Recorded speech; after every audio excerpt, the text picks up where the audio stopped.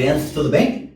Você já viu um vídeo falando a respeito dos antecedentes da Primeira Guerra Mundial? Você entendeu o contexto, as causas e separou causa de estopim. Agora vamos entender a guerra propriamente falando. Bora lá, bem? O contexto do século XIX fez com que surgissem dois grandes blocos, dois grandes lados na Primeira Guerra Mundial. Aliança esta que já tinha sido criada antes mesmo de começar a guerra. Por quê? As rivalidades que vieram lá do século XIX fizeram com que surgisse uma divisão na Europa muito facilmente explicada. Quem não gosta da Alemanha põe o dedo aqui que já vai fechar, certo? Ou seja, existe uma arqui-inimiga na Europa chamada Alemanha. Portanto, vamos pôr a Alemanha aqui. Alemanha. Certo? A Alemanha estando aqui, automaticamente todo mundo que está contra a Alemanha está do outro lado. Quem é todo mundo? Eu não sou. Minha mãe me falou que eu não sou todo mundo, professor. Inglaterra, França e Rússia. Cuidado com o ataque de agora eu se consagro. Você vê a Rússia e pensa, professor, por que não posso falar União Soviética? É tão mais da hora, Nicolás, falar União Soviética. Calma, segura o tchan.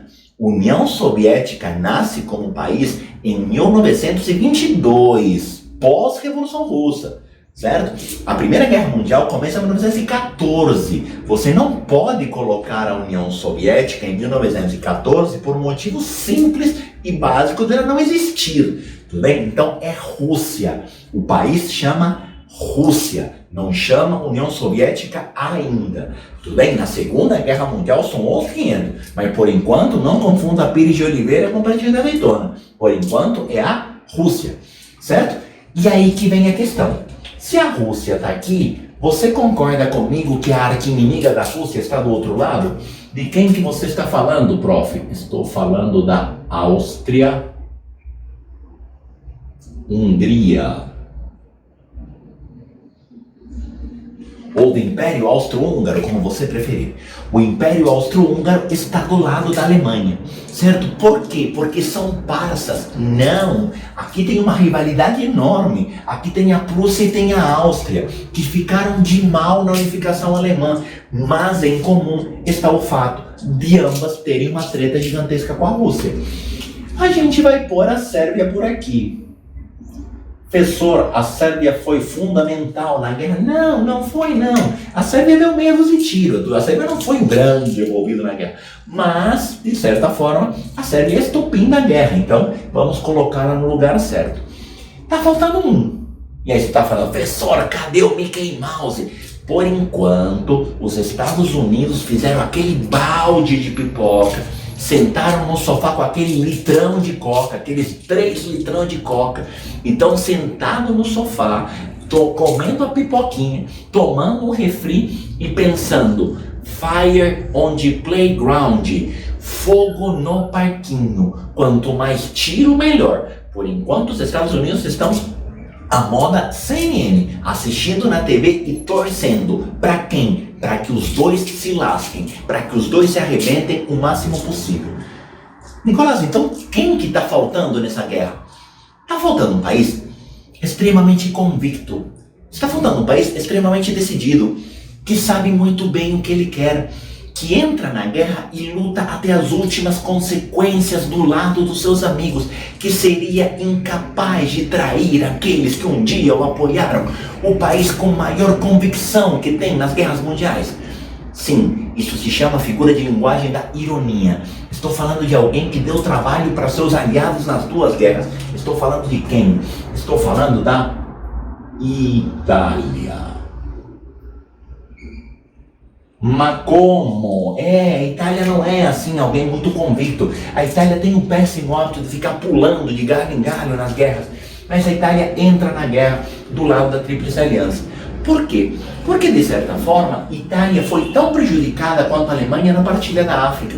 A Itália foi o outro país que, por conta da sua unificação tardia, recebeu menores e piores colônias na partilha da África. Então, havia um interesse comum da Itália e da Alemanha, que era o interesse por colônias. Mas não é assim uma grande convicção que havia aqui por parte da Itália. A Itália também teve problemas com alguns dos seus amigos.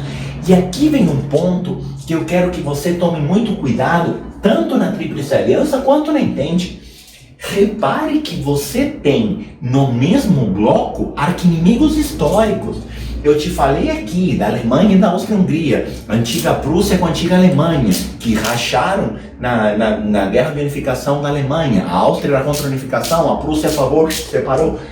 Imagina que dupla explosiva que temos aí na Entente. Inglaterra e França, juntos e shallow now.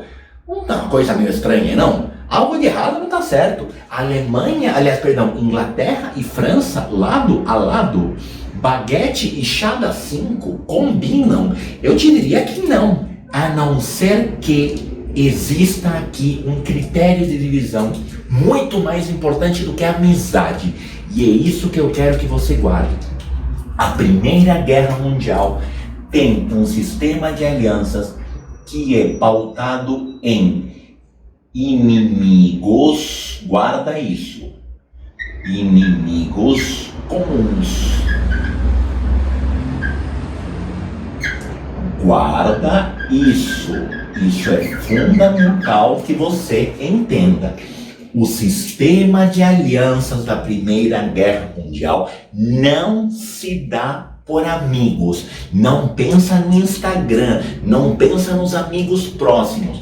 Pensa assim: o inimigo do meu inimigo é meu amigo, certo? O inimigo do meu inimigo é meu amigo. Eu vou se juntar, diria o filósofo, com aquele que odeia o mesmo que eu odeio. Então, Inglaterra e França vão dar a vida para arrebentar essa tal da Alemanha. Áustria-Hungria e Alemanha vão dar a vida para arrebentar essa tal de Rússia. Rússia e Sérvia vão dar a vida para arrebentar essa tal de Áustria. E a Itália vai dar a vida para fazer confusão, ficar mudando de lado, tirando vantagem em tudo isso, certo? Entenda a guerra simplesmente como a busca por inimizades em comum para lutar, mas não há soldados que lutam lado a lado. Na Primeira Guerra Mundial é muito raro você encontrar soldados lado a lado, campanhas conjuntas. A Primeira Guerra Mundial é muito mais uma guerra de guerras binacionais, certo? Dentro de um sistema de alianças maiores, do que realmente tropas conjuntas. Foram raros os momentos de tropas conjuntas na Primeira Guerra Mundial. Na Segunda isso vai mudar um pouquinho de figura. Início da guerra.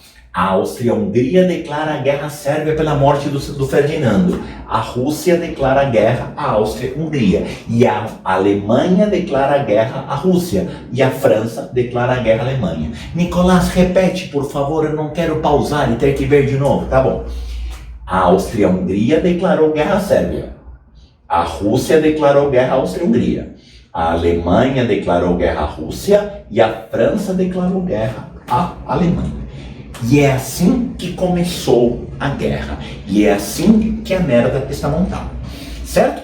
Pois bem, a partir daí começa de fato o tiroteio. A partir daqui começa de fato o fogo no barquinho. A guerra, ela costuma ser dividida muito mais por fins didáticos do que propriamente por uma divisão real em 3 grandes momentos. Um primeiro momento chamado Guerra de Movimentos, um segundo momento chamado Guerra das Trincheiras e depois os anos finais da guerra. Mas é óbvio que essa divisão é uma divisão feita de hoje olhando para o passado. Ninguém naquele momento foi dormir um dia e falou: caracas, amanhã a gente vai brincar de movimento, mas a partir de depois de amanhã é só trincheira, hein? Acabou os movimentos. É claro que não. É claro que isso é uma divisão a posteriori. E é claro que isso é uma divisão muito mais didática do que real. Até pelos próprios nomes. Como assim guerra de movimento e guerra de trincheiras? Quer dizer que não tem trincheiras nos movimentos? Tem. Quer dizer que não tem movimentos nas trincheiras? Tem. Então, o que diferencia a guerra de movimentos da guerra de trincheiras? A velocidade dos ataques. O primeiro momento da guerra, a chamada guerra de movimentos, ela vai ser marcada por ataques rápidos. E vai ter um país que vai se destacar na primeira, e spoiler, na segunda guerra, por ter como estratégia de guerra os ataques relâmpago. E é aí que começa a guerra. A Primeira Guerra Mundial vai começar marcada por ataques relâmpago alemães.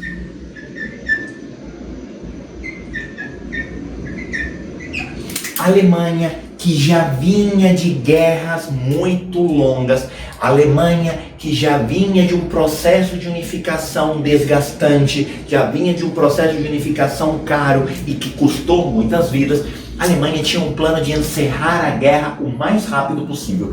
E nesse plano de acabar com a guerra o mais rápido possível, a Alemanha vai promover uma série de ataques a dois países. Quem vão ser os dois grandes alvos da Alemanha? A França e a Rússia. E aqui, um plano extremamente ousado da parte da Alemanha, acabar com a guerra em 40 dias, estabelecer um plano de guerra tão relâmpago, tão rápido, tão a toque de caixa, que em 40 dias conseguisse exterminar da guerra franceses e russos. Acontece que, nesse ataque relâmpago à França e depois à Rússia, ocorreu algo que era imprevisto. Nesse processo todo, houve a invasão alemã na Bélgica. Deixa eu escrever aqui de rosa para você. Invasão alemã na Bélgica. Professor, os caras querem chocolate. Os caras querem comer um chocolate belga, senhor. Deixa eles invadir a Bélgica em paz. Qual o problema? Guerra é guerra. Deixa atacar. Não. Legal. Onde está a Bélgica? Acha a Bélgica para mim. Você não vai achar. Por que você não vai achar? Porque a Bélgica era país neutro. E a regra é clara. Eu não posso atacar um país neutro. Eu só posso atacar país que formalmente estiver na guerra. País neutro não pode ser atacado. Certo? A Bélgica não tinha declarado guerra a ninguém. Portanto, deveria ser contornada. É muito louco isso. A gente tem uma ideia, até por conta de briguinha de rua, certo? Que guerra é guerra. Em guerra vale tudo. E não é. Guerra tem regras. 1, você tem que declarar guerra. 2, você só pode atacar o país que está na guerra. Você não pode sair metendo o louco. Você não pode sair invadindo o território neutro. E a Bélgica era território neutro.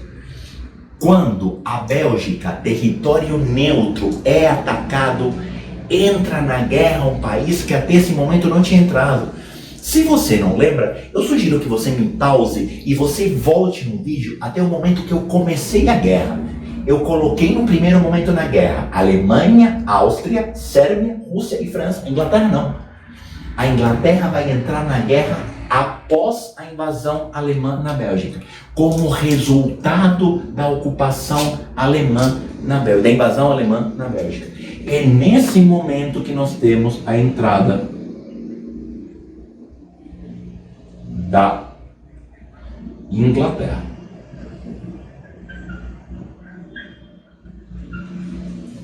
A Inglaterra entra na guerra como reação à invasão alemã na Bélgica. Lembra que Inglaterra e Bélgica têm uma relação super próxima, inclusive ambos foram os que tiveram vantagem na partilha da África, na Conferência de Berlim, deixando a Alemanha chupando o dedo. Sim? E nesse momento que a Inglaterra entra e começa a ocupação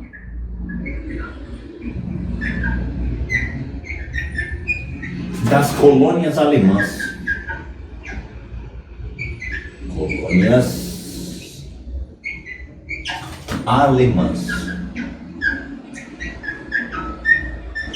A Inglaterra ocupa as antigas colônias alemãs, em especial um tal de Iraque, que a Alemanha recebeu na partilha, achou aquilo um absurdo, achou que aquilo não teria nada que interessasse até descobrir que tinha petróleo.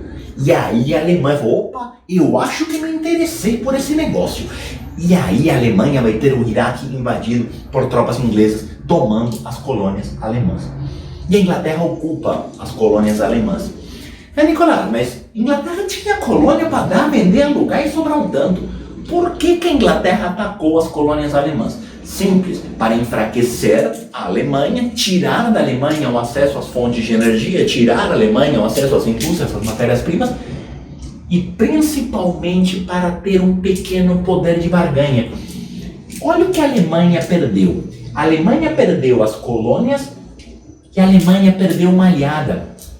A partir do momento que as colônias alemãs são ocupadas, essas colônias são oferecidas à Itália, que já não tinha entrado na guerra. Lembra que eu te disse? A Itália não tem uma grande convicção do que está fazendo. Está na guerra do lado da Alemanha porque elas têm em comum o fato de terem se lascado na partida da África, o fato de elas terem ficado para trás na corrida imperialista. A Itália quer colônia.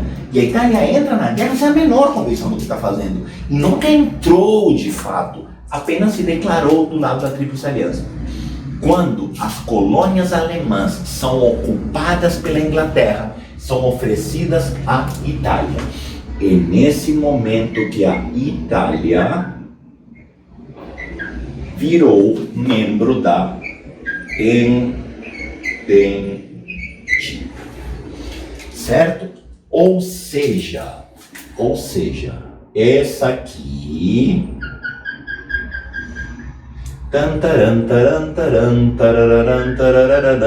em 1915 ela vem para aqui dançando uma bela de uma tarantela, certo? Se a gente tivesse que fazer o resultado, o placar da guerra entre 1914 e 1915, eu diria que a guerra estava 2-2. Houve uma ofensiva alemã, houve uma rápida ofensiva alemã que deu uma pequena vantagem à Alemanha, mas imediatamente teve uma reação por parte da Entente, que foi a ocupação das colônias alemãs por parte da Inglaterra. A entrada da Inglaterra vai equilibrar a guerra. A entrada da Inglaterra vai equilibrar as forças.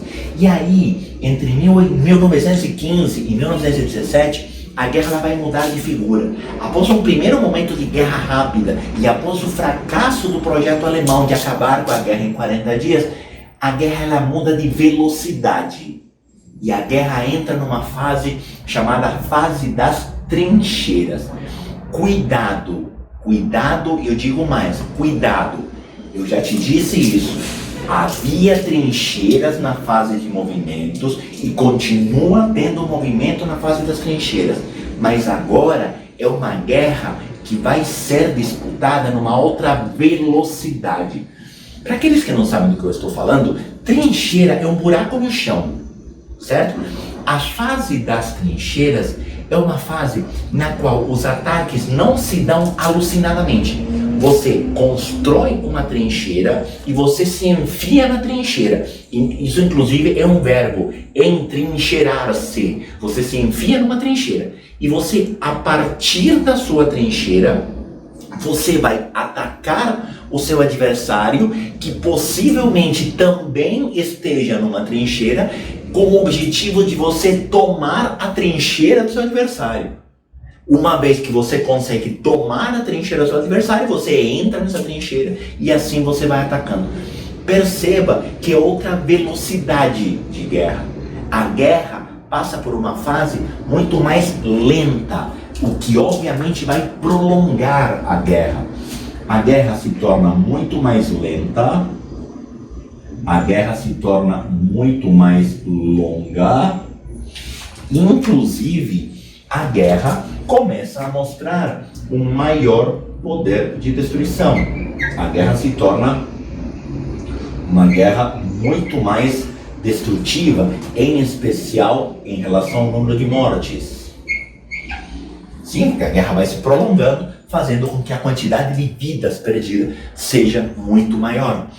E é interessante porque nessa fase, na passagem dessas fases aqui, tem um episódio que acabou entrando para a história na Primeira Guerra Mundial, que é o Natal das Trincheiras, no qual houve uma trégua de Natal entre soldados ingleses que estavam ao lado de alguns soldados franceses lutando contra soldados alemães. Essa paz, essa trégua de Natal deu origem ao chamado Natal das Trincheiras, em que tropas inglesas, francesas e alemãs tiveram um cessar-fogo às 6 da tarde do dia 24 de dezembro, fizeram uma ceia conjunta de Natal, no dia seguinte jogaram uma partida de futebol e no dia 26 retomaram a guerra como se nada tivesse acontecido. E aí você pensa, mano, mas que coisa doida. Primeiro joga bola com os caras e depois dá tiro. Quer dizer que ficaram bravos porque rolou um pênalti. Não. O que eu quero que você entenda disso é que a guerra não é uma guerra entre pessoas. O alemão não tem nada contra o inglês.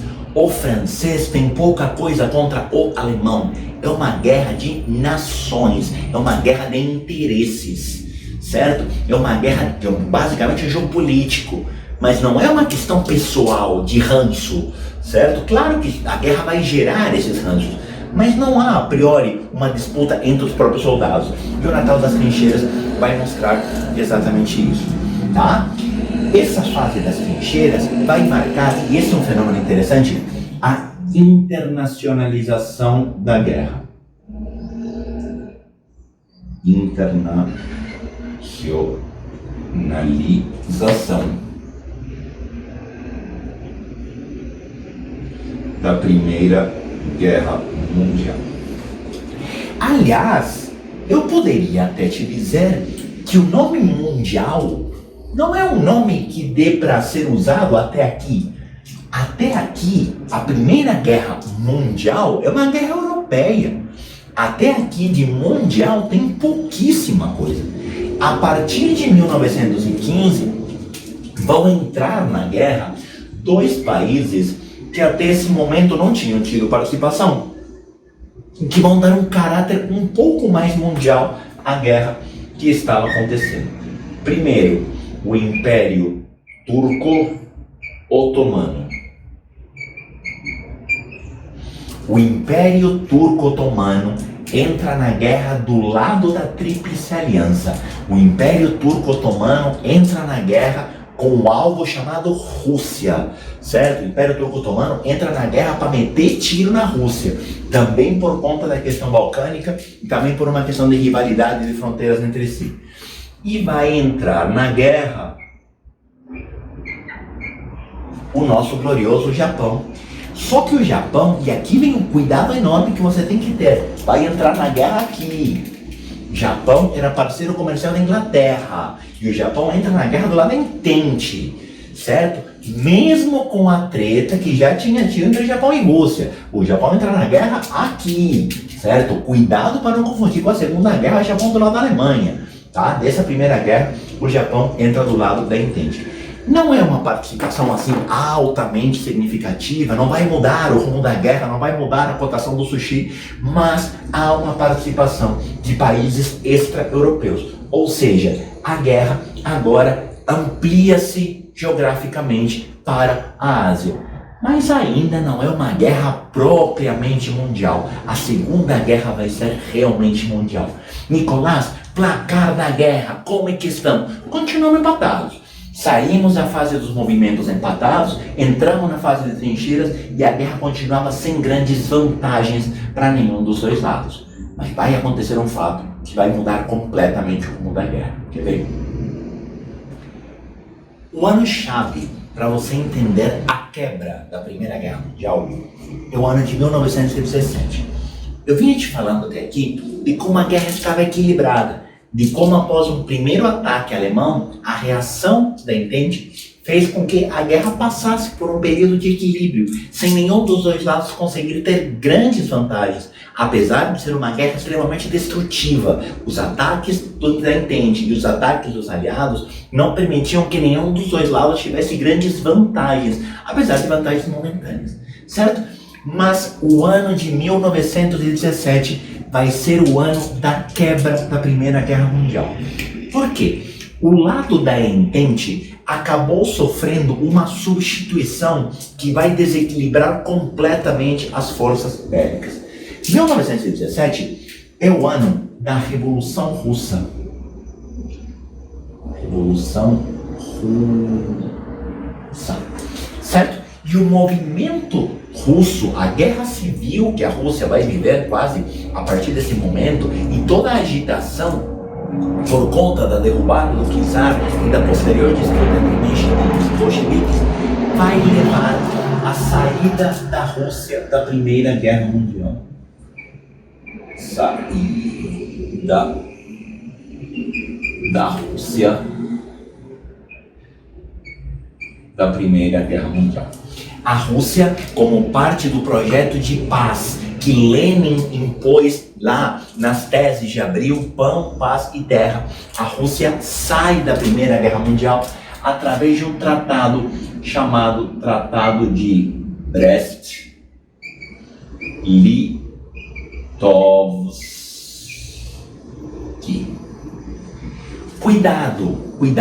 Lembra que eu te falei no começo do primeiro vídeo, cuidado para não achar que guerra é guerra e vale tudo?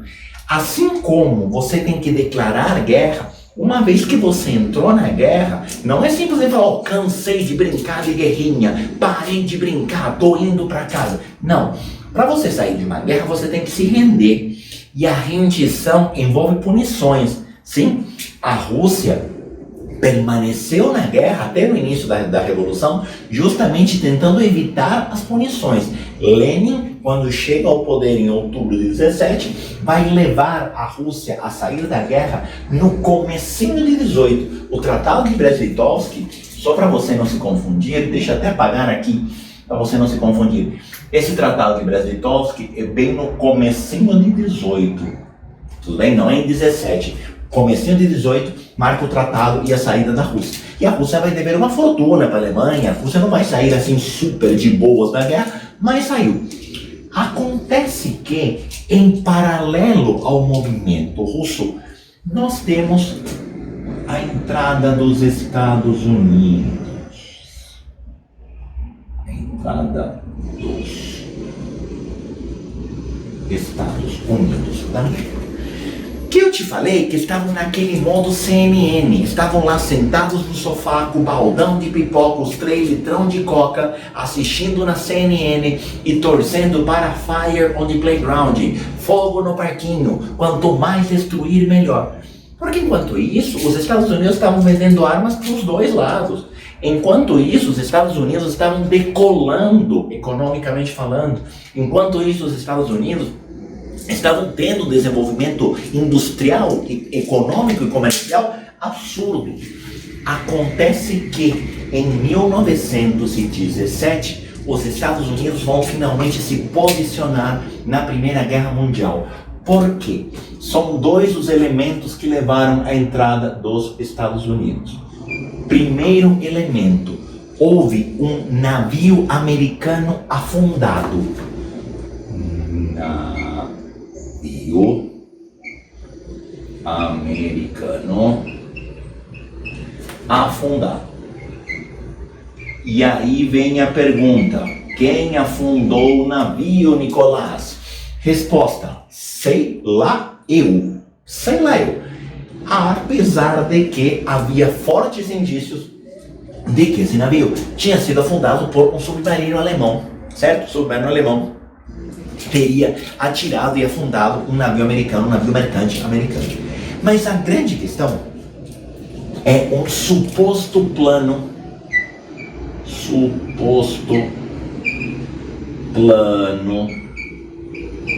entre a Alemanha e o México. E esse vou deixar aqui porque isso é uma coisa que vocês nunca provavelmente nunca tinham ouvido, não é das coisas que passa mais marcante da Primeira Guerra Mundial. Foi descoberto, ou melhor, houve uma acusação por parte dos Estados Unidos de um suposto plano da Alemanha de usar o México para atacar os Estados Unidos. E o México tinha acabado de sair de uma guerra com os Estados Unidos. O México que está vivendo a Revolução Mexicana, o México que está vivendo uma instabilidade gigantesca. Então, havia a suspeita por parte dos Estados Unidos de que houvesse uma intenção alemã de aproveitar-se da instabilidade do México para atacar os Estados Unidos. E é por isso que os Estados Unidos entram na guerra, onde? Do lado da Entente. Os Estados Unidos entrarem na guerra do lado da Entente vai fazer com que a força militar da Entente se torne muito maior. Afinal de contas, você continua tendo Inglaterra, você continua tendo França, a Rússia, que estava vendendo almoço para comprar a janta, sai, a Sérvia sempre foi meio café com leite mesmo, e agora você vai ter os Estados Unidos. E é nesse momento que começam as ofensivas dos Estados Unidos da América. Quais são os dois grandes alvos dos Estados Unidos? Primeiro grande alvo dos Estados Unidos se chama Alemanha. Segundo grande alvo dos Estados Unidos se chama Áustria, Hungria.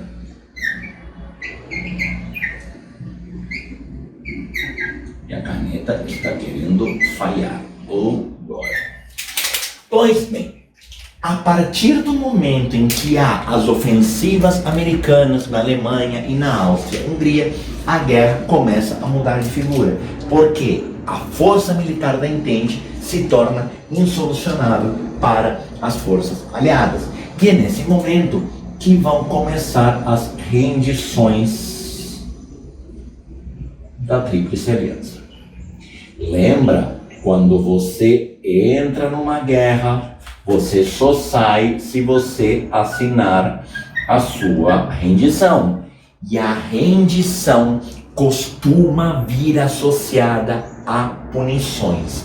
Mas, porém, entretanto, contudo, todavia, os Estados Unidos, mesmo com as rendições da Tríplice Aliança, vão promover um acordo, vão propor um acordo chamado 14 pontos de Wilson. Professor Wilson, que é? Aquela bola de voleibol? Wilson? Não. Wilson é o Woodrow Wilson, presidente dos Estados Unidos. Woodrow Wilson, presidente dos Estados Unidos, vai fazer uma proposta de acordo de paz.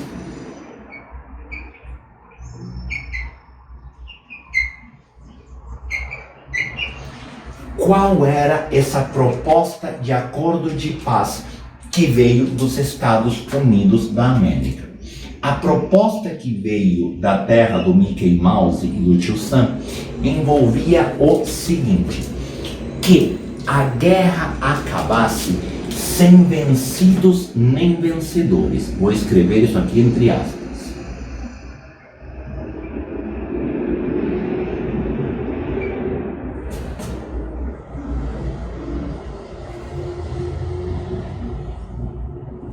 Ou seja, que a guerra, a primeira grande guerra, a Primeira Guerra Mundial, se encerrasse sem ninguém ser punido pela guerra. Então a ideia é que não houvesse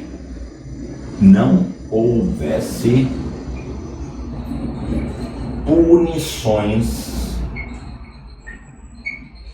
pela Primeira Guerra Mundial. Nenhum país seria punido. E se nenhum país seria punido, cada país arcaria com a própria reconstrução. Cada país é responsável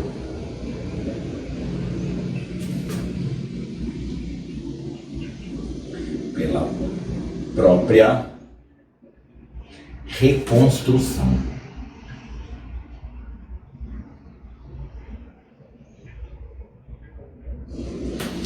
E aí você olha para tudo isso e fala, Nicolás, mas tem uma coisa de errado que não tá certo aí, né?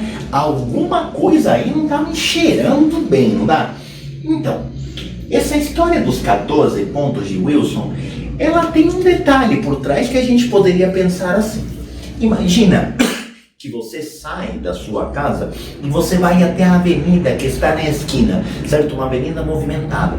E passando pela avenida vem uma BMW novinha, lindona, zerinho, brilhante, certo?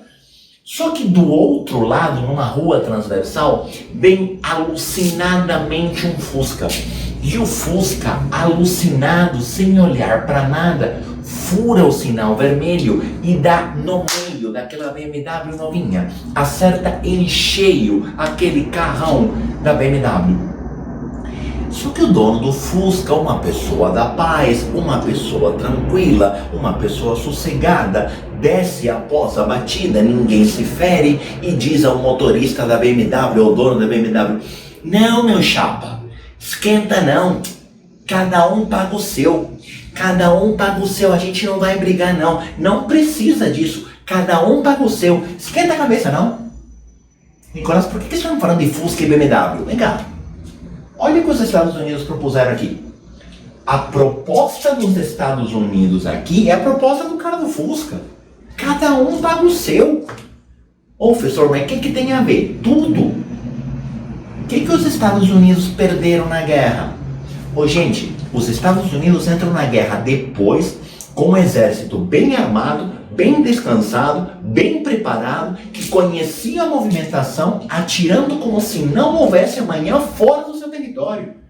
Para os Estados Unidos, quanto maior a destruição, melhor. Uma vez que isso dá certo, eles viram e falam, ó, suave, ninguém é punido. Todo mundo paga pelos próprios gastos e a gente vive feliz. Os Estados Unidos não perderam nada. Os Estados Unidos perderam alguns soldados. Eu não estou aqui desqualificando as vidas que foram perdidas. É claro que isso é muito triste. Mas, economicamente falando, o custo da guerra para os Estados Unidos é nenhum. E a partir do momento que os países destruídos pela guerra fossem responsáveis por arcar com os próprios gastos, os Estados Unidos seriam os credores, emprestariam dinheiro para todo mundo. E os Estados Unidos seriam os grandes beneficiários da Primeira Guerra Mundial. A proposta dos 14 pontos de Wilson é uma proposta que beira a canalice. A proposta dos 14 pontos de Wilson é uma proposta altamente favorável aos Estados Unidos e altamente prejudicial aos demais países da Europa.